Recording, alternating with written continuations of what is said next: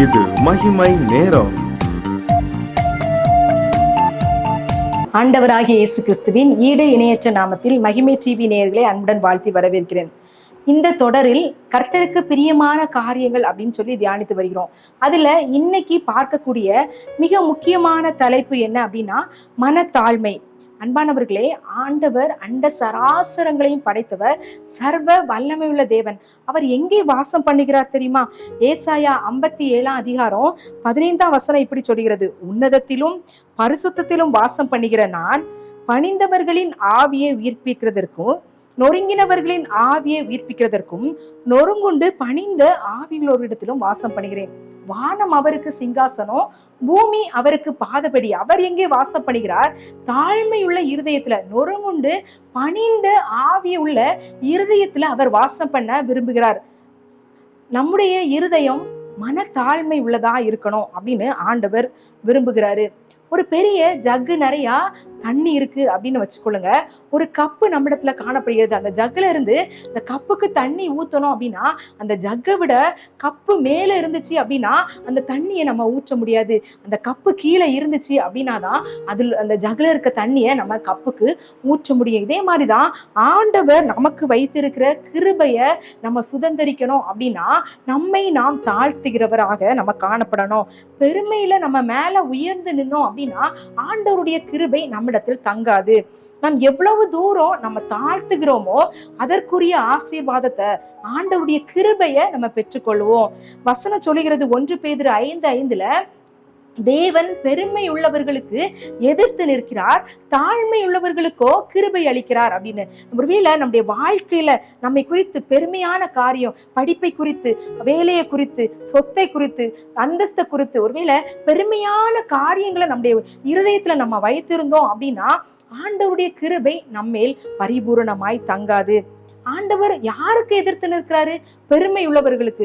இந்த வசனம் மிக கண்டிப்பா சொல்லப்பட்டிருக்கிறது, பெருமை உள்ளவர்களுக்கு எதிர்த்து நிற்கிறார். அப்போ ஆண்டவர் நம்மிடத்துல எதிர்த்து நிற்கிறார் அப்படின்னா நாம் எங்க போய் நிற்க முடியும்?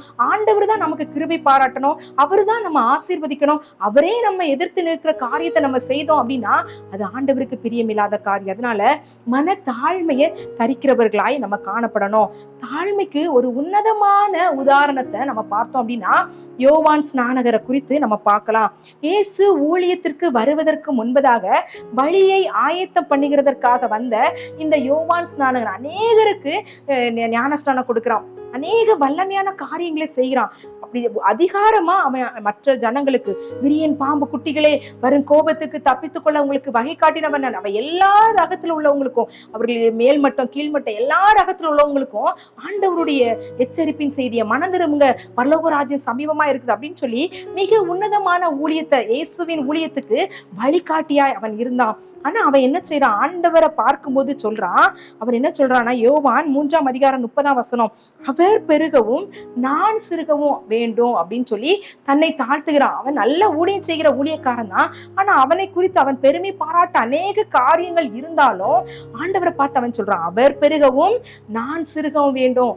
இந்த தாழ்மை தான் நமக்கு வேணும் அப்படின்னு ஆண்டவர் எதிர்பார்க்கிறாரு.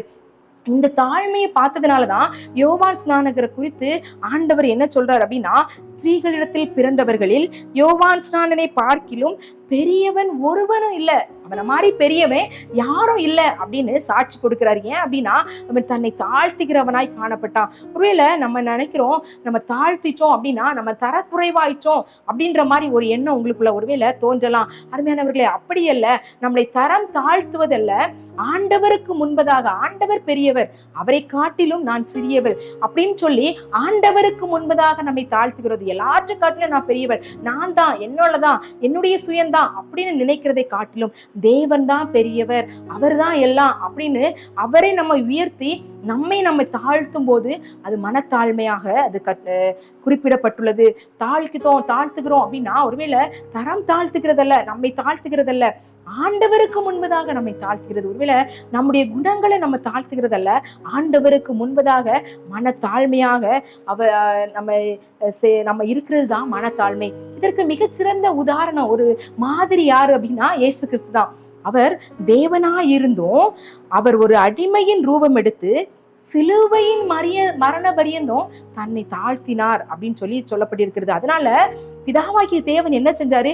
எல்லா நாமத்திற்கும் மேலான நாமத்தை இயேசு கிறிஸ்துவுக்கு கொடுத்தாரு. இந்த மனத்தாழ்மைய ஆண்டவரே முன்மாதிரியா நமக்கு முன்பதாக வைத்திருக்கிறாரு. அப்ப நம்ம மனத்தாழ்மையாய் வாழ்ந்தோம் அப்படின்னா மிகப்பெரிய ஆசீர்வாதத்தை சுதந்திரித்துக் கொள்வதற்கு அது ஊன்றுகோலாய் காணப்படும். ஒருவேளை நம்முடைய குடும்பத்திலோ, நம்முடைய சபையிலோ, நம்ம வேலை செய்யற இடத்திலோ நம்மளை தரம் தாழ்த்தி நம்மை அவமானப்படுத்தி பேசுறாங்க, இவங்க முன்பதாக நான் எப்படி தாழ்ந்து போகிறது அப்படின்னு ஒருவேளை நீங்க நினைக்கிறீங்களா? அவங்க முன்பதாக நீங்க தாழ்த்தப்படுகிறது போல சூழ்நிலை உங்களுக்கு இருந்தா நீங்க ஆண்டவரிடத்துல தாழ்த்துங்க உங்களை. ஆண்டவர் அதே இடத்துல உங்களை உயர்த்த வல்லமையுள்ள தேவனாய் இருக்கிறார். எந்த வாய் உங்களுக்கு எதிராக உங்களை தரம் தாழ்த்தி பேசினதோ அந்த வாய் உங்களை புகழும்படியான காலங்கள் ஆண்டவர் உங்களுக்கு வைத்திருக்கிறார். அதற்கு மிக முக்கியமான காரணம் என்ன வேணும் அப்படின்னா மனத்தாழ்மை வேணும். அதை தான் ஆண்டவர் விரும்புகிறாரு. இந்த நாள்ல எந்தெந்த காரியங்களை குறித்து பெருமையான காரியங்களை பேசி கொண்டிருக்கிறீங்க அப்படின்றத சிந்திக்க அழைக்கப்படுகிறோம். சில பேரு நான் நல்ல வேலை செய்யறேன், என் குடும்பத்துல நான் தான் நல்ல வேலையில இருக்கேன், சந்தோஷம்தான். ஆனா அது ஒரு பெருமையாக மாறி என்னை விட யாரும் சிறந்தவர்கள் இல்லை அப்படின்ற பெருமை மனது நமக்குள்ள வந்துச்சு அப்படின்னா ஆண்டவர் அழித்து போடுவார். ஏன்னா ஏரோது பெருமைப்படும் போதுதான் அழிக்கப்பட்டாரு. அதே மாதிரி நேபுகாத்நேச்சார் பெருமைப்படும் போது அழிக்கப்பட்டார் அப்படின்றத நம்ம பாக்குறோம். ஆண்டவர் பெருமை உள்ளவர்களுக்கு எதிர்த்து நிற்கிறார். எனக்கு நிறைய சொத்து இருக்கு, யாரை கண்டு எனக்கு என்ன காரியம், எனக்கு என்னுடைய குடும்பம் பெரிய குடும்பம், என்கிட்ட நிறைய பேர் இருக்காங்க, என்னுடைய குடும்பத்துல நிறைய பேர் இருக்காங்க, அதனால எனக்கு சப்போர்ட்டுக்கு நிறைய பேர் இருக்காங்க, உன்னை கண்டா எனக்கு காரியம், நான் யாரை கண்டு பயப்படணும் அப்படின்னு சொல்லி ஒருவேளை பெருமையான காரியங்கள், குடும்ப அந்தஸ்தை குறித்து, சொத்தை குறித்து, இப்படிப்பட்டதான பெருமையான காரியங்களை நம்ம மனதில் வச்சு நம்ம பெருமையான காரியங்களை பேசுவோம். ஆனால் எல்லா மனிதரை காட்டிலும் நம்ம ஆண்டவர் நம்மளை தாழ்த்தி போட பண்ணுவார். இந்த ஆயக்காரன் பரிசேயனுடைய ஊமையிலிருந்து நம்ம பார்த்தோம்னா நான் எல்லாரை காட்டிலும் உயர்ந்தவள், பரிசுத்தவான் அப்படின்னு காட்டின பரிசேயன ஆண்டவர் நீதிமான் அப்படின்னு சொல்லல.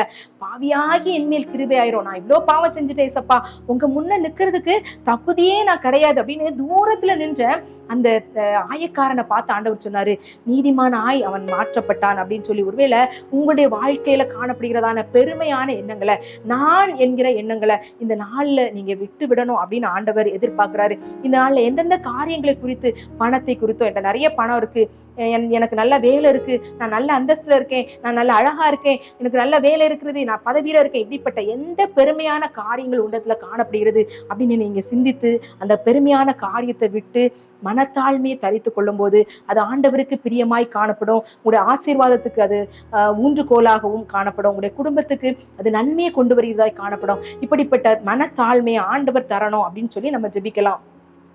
எங்களை அதிகமாய் நேசிக்கிறீங்களா அன்பின் கர்த்தாவே, இந்த நல்ல நாளுக்காக உமக்கு நன்றி செலுத்துறோம். இந்த நாள்ல உமக்கு பிரியமான காரியம் மனத்தாழ்மை அப்படின்னு சொல்லி நாங்க பார்த்தோம். பெருமை உள்ளவர்களுக்கு நீங்க எதிர்த்து நிற்கிறீங்க, தாழ்மை உள்ளவர்களுக்கு கிருபை அளிக்கிறீங்க அப்படின்னு நாங்க பார்த்தோம். உங்களுக்கு அந்த மனத்தாழ்மையை நீங்க தரும்படியாய் ஜெபிக்கிற தகப்பனே, ஆண்டவரே சில நேரங்களில் எங்களுடைய வேலைகளை குறித்து, எங்களுடைய அழகை குறித்து, எங்களுடைய பேச்சு திறமையை குறித்து, ஆண்டவரே எங்களுடைய படிப்பை குறித்து, எங்களுடைய வேத அறிவை குறித்து ஆண்டவரே நாங்கள் நியாயப்படுத்தி பெருமை உள்ளவர்களா இருக்கிறோம் தகப்பனே. அந்த பெருமை எங்களை விட்டு அகற்ற போகும்படியாய் ஜெபிக்கிறோம். ஆண்டவரே நீர் ஒரே ஒரு காரியத்துக்காக எதிர்த்து நிற்கிறீர் அப்படின்னு பாக்குறோம். ஆண்டவரே நீங்க எங்களை எதிர்த்து நின்னா நாங்க எங்க ஆண்டவரே போவோம். அந்த பெருமை எங்களை விட்டு அகற்றி போடும்படியாய் ஜெபிக்கிறோம். எங்களுக்கு தாழ்மையை நீங்க தரித்துக் கொள்ளும்படியான கிருபையை எங்களுக்கு தந்தரலுங்க தகப்பனே. நீங்களே ஆண்டவரே சிலுவையின் மரண பரியந்தம் உங்களை தாழ்த்திருக்கீங்க. யோவான் ஸ்நாகன் பெரிய ஊழியக்காரனா இருந்தாலும் நீர் பெருகணும் அவர் சிறுகணும்னு சொன்னார். அது போல என்னுடைய வாழ்க்கையில ஒவ்வொரு நாளும் நீர் பெருகும்படியாக, நாங்கள் சிறுகும்படியாக எங்களுக்கு கிருபை தாங்க. எங்களை தாழ்த்துகிறோம், வெறுமையாக்குறோம். எங்களுடைய காரியங்கள் எல்லாவற்றையும் உடைய கரத்தில் ஒப்புக் கொடுக்கிறோம். எங்களை ஆண்டவரை மனத்தாழ்மையை தரித்துக் கொள்ளக்கூடிய கிருபைகளை எங்களுக்கு தந்தருளும்படியாக ஜெபிக்கிறோம். எங்களை ஆண்டவரே உடைய வல்ல கருத்துக்களை ஒப்புக் கொடுக்கிறேன். இயேசுவின் மூலம் ஜெபம் கேளும் நல்ல பிதாவே, ஆமென். கர்த்தருக்கு பிரியமான மற்ற காரியங்களை குறித்து வரும் நாட்கள்ல தியானிக்கலாம். கர்த்தர் தாமே உங்கள் அனைவரையும் ஆசீர்வதிப்பாராக.